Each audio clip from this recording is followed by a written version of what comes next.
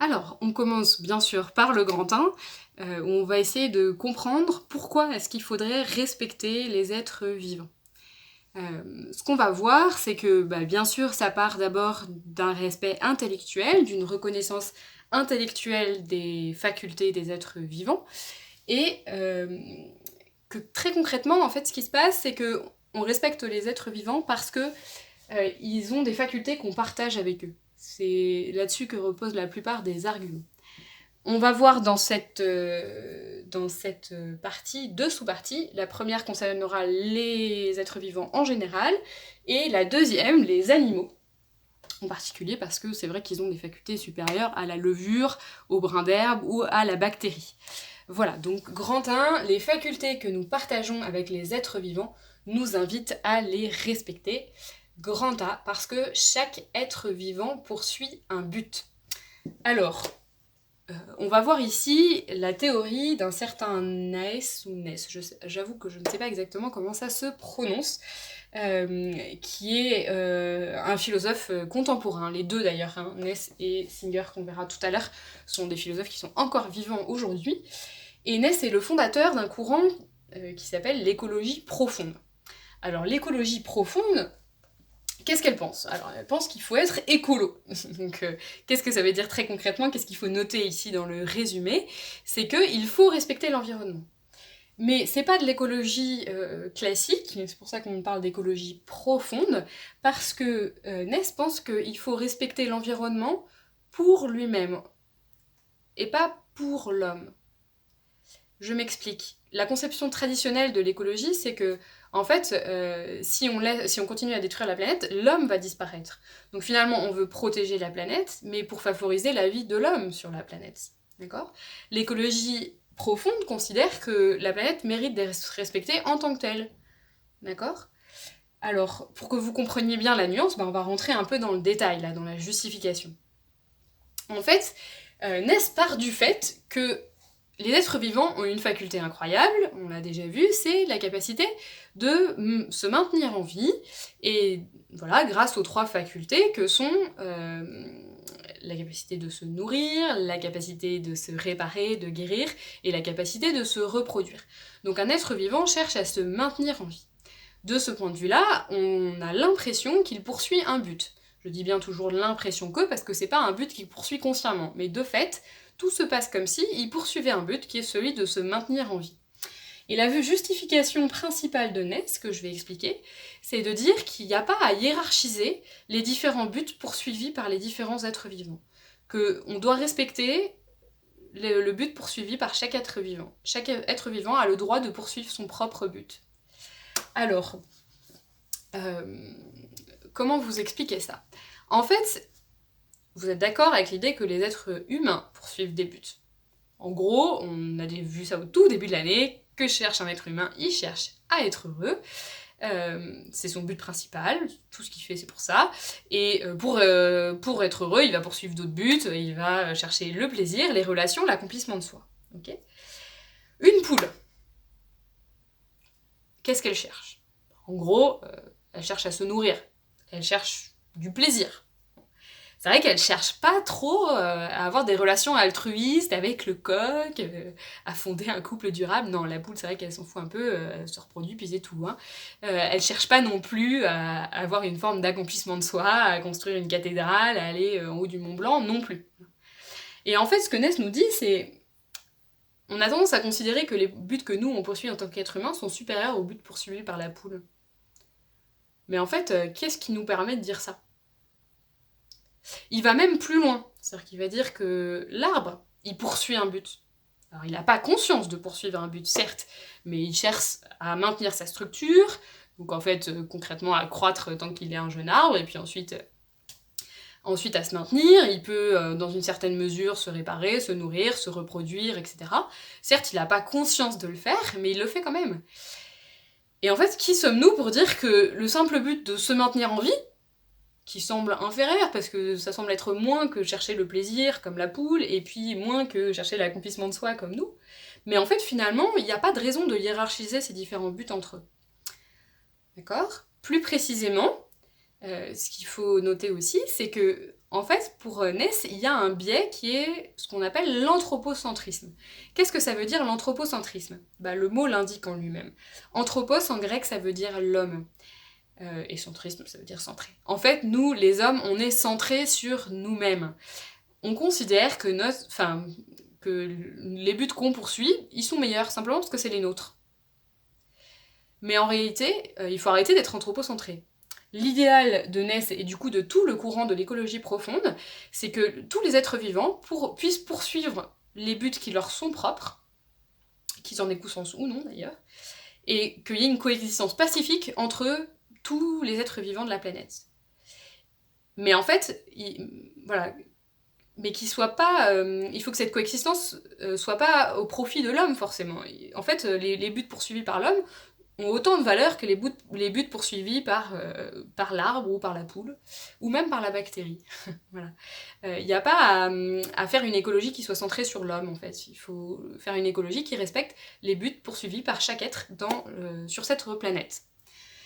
Ça paraît étonnant, hein, mais c'est de plus en plus en vogue aujourd'hui, donc c'est important que vous compreniez et que vous connaissiez déjà cette théorie. Alors je voudrais faire une remarque à ce sujet. C'est que l'apparition du courant de l'écologie profonde a fait rejaillir une théorie qu'on croyait oubliée parce qu'elle est scientifiquement fausse. C'est la théorie de l'animisme ou du vitalisme. Alors qu'est-ce que c'est que l'animisme ou le vitalisme ? C'est ce qu'il faut noter dans la remarque. L'animisme et le vitalisme, c'est le fait de considérer que les êtres vivants sont pas faits uniquement de matière. Le minéral est fait uniquement de matière, la pierre est fait uniquement de matière, etc. Mais à partir du moment où on a un être vivant, donc même un brin d'herbe, même une levure, il y a une force vitale, ça c'est d'où le nom de vitalisme, ou un genre d'âme, d'où le nom d'animisme, qui est à l'œuvre. Okay. Cette théorie, elle s'enracine en fait dans la théorie d'Aristote, et elle a été formulée plus précisément au XVIIIe siècle par un certain Barthez, comme le joueur de foot. Barthez. En fait, qu'est-ce qui se passe ? C'est qu'avant qu'on arrive à expliquer la vie par des phénomènes physico-chimiques, la découverte de l'ADN, etc. En fait, c'était un peu mystérieux parce qu'on constatait que, les êtres vivants, c'est vrai qu'ils ont une capacité à se maintenir en vie, en fait, et à maintenir leur structure. Et du coup, on a l'impression qu'il y a une finalité. Comment expliquer ça ? Il y a quelque chose d'inexplicable, qu'est-ce qu'on fait ? On postule, on fait une théorie, on fait une hypothèse, et en fait, les vitalistes et les animistes expliquent la vie par un principe immatériel. D'accord ? Et en fait, donc, ça c'est un premier tiret à noter, donc ce que c'est que l'animisme et le vitalisme. Donc c'est le fait d'expliquer la vie par un principe immatériel, une force vitale, une âme. La deuxième chose à noter, c'est que en fait, ça va très bien avec l'écologie profonde. C'est pas nécessairement lié, mais ça peut très bien fonctionner ensemble, d'accord ? Qu'est-ce que je veux dire par là ? C'est-à-dire que si effectivement vous considérez que l'arbre a une âme, et vous allez avoir envie de le respecter autant que vous respectez la poule, qui a elle aussi une âme, et autant que vous respectez l'être humain, qui a lui aussi une âme. D'accord ? Ça va très bien ensemble, en fait. C'est pas nécessairement lié. Ness, par exemple, il n'est pas spécialement animiste ou vitaliste, il considère pas que l'arbre a une âme, mais simplement, il veut juste que tous les êtres vivants puissent poursuivre leur but. Voilà, c'est tout. Mais simplement, l'animisme et le vitalisme incitent à ça. D'accord ? Pour que vous ayez une représentation de ça, un très bon exemple, c'est le film Avatar. Les Na'vi, là, les êtres bleus, ils sont dans une planète où il y a une espèce de force et une âme de la planète qui est présente dans chaque être vivant, même dans les arbres. Et donc du coup, en fait, ils vont être incités à respecter chaque être vivant spécifiquement. D'accord ? Donc voilà, c'est important de connaître cette théorie de l'animisme et du vitalisme, et c'est important de voir qu'elle peut être liée à l'écologie profonde, même si elle ne l'est pas forcément.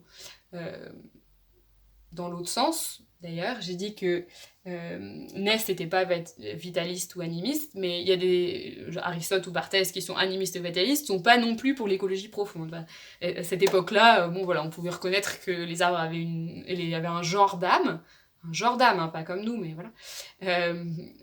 Mais pour autant, voilà, les abattre et la poule aussi, la manger, même si elle a un genre d'âme, d'accord?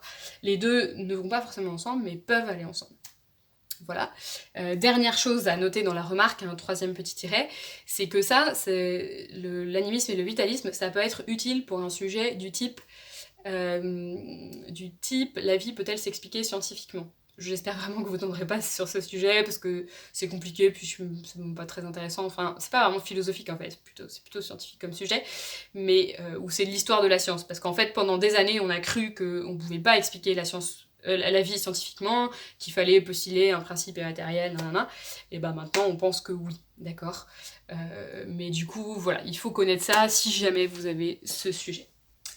Alors, deuxième sous-partie, maintenant, on va parler plus spécifiquement des animaux. Parce que les animaux, ils ont pas seulement la capacité à se maintenir en vie, à maintenir leur organisme interne grâce à un métabolisme.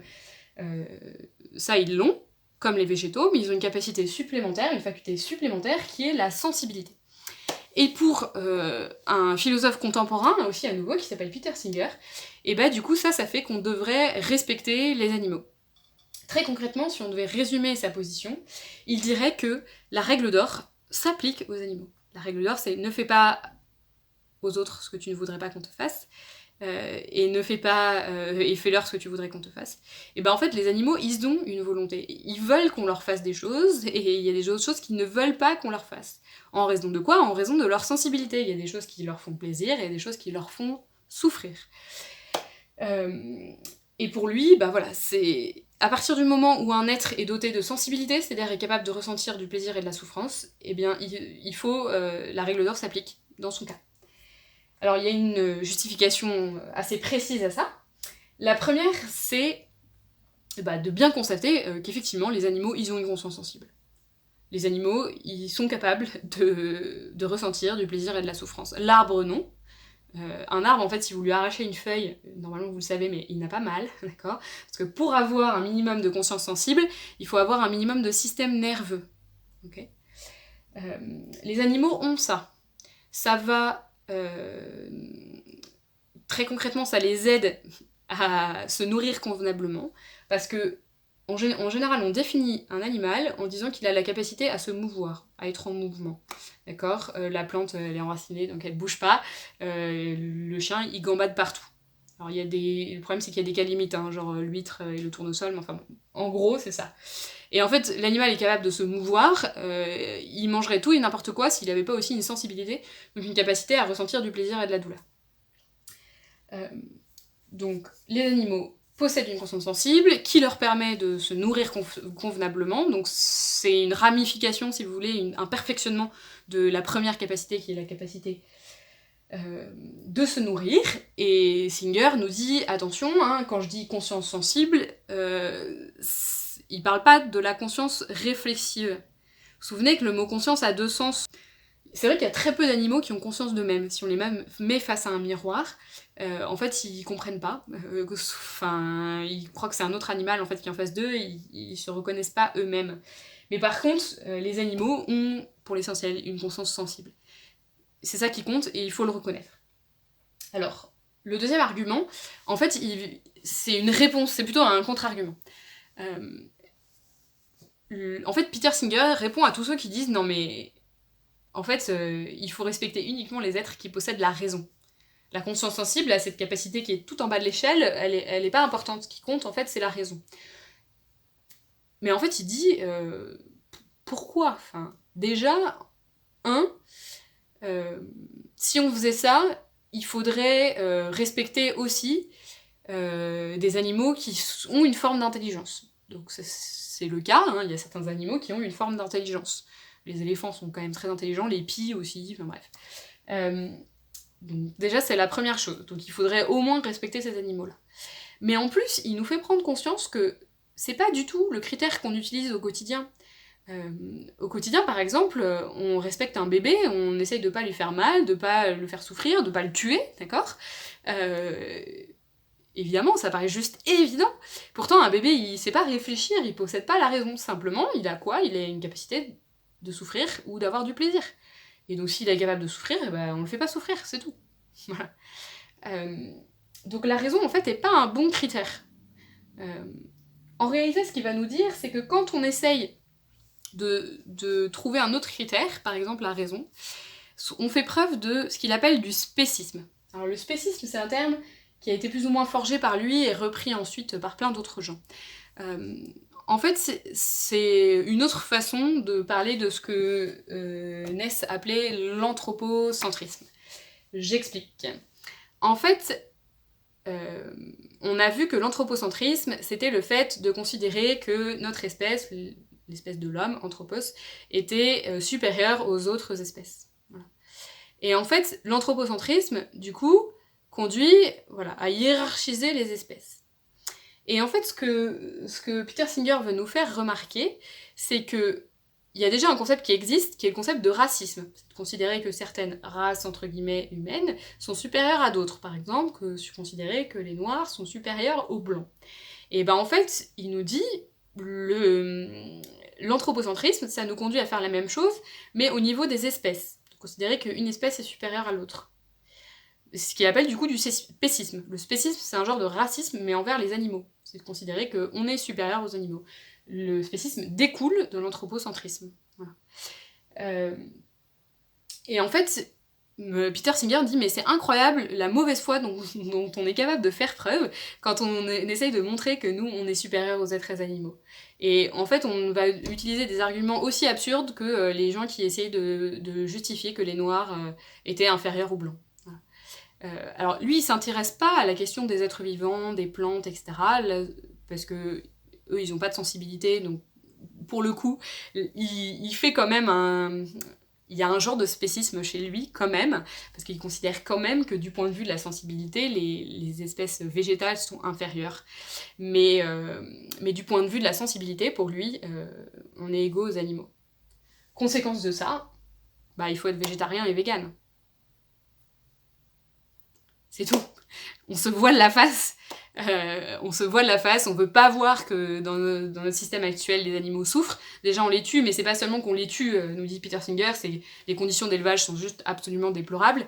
Donc voilà, le sevrage est brutal entre une vache et son veau, on les marque au fer rouge, ils ont des conditions de vie indignes, on les castre, on les abat dans des conditions totalement indignes, enfin vous voyez, c'est pas juste on les tue brutalement, ils sentent rien. Donc voilà. En tout cas, ce critère-là fait que normalement, on devrait respecter les animaux, ça veut dire ne pas les tuer, ne pas leur faire du mal, ne pas les faire souffrir. Et c'est compliqué quand on aime la viande. D'ailleurs, il y a un passage où il dit, en fait, on est toujours biaisé quand on aime la viande, parce qu'en fait, on va être de mauvaise foi, on va trouver des arguments pour justifier ça. Mais en fait, voilà, on fait pas de mal à un bébé. Si vous reconnaissez qu'on doit pas faire de mal à un bébé, parce qu'on doit pas faire souffrir un être qui est capable de souffrir, et ben vous devriez pas manger de viande non plus. Ça fait réfléchir.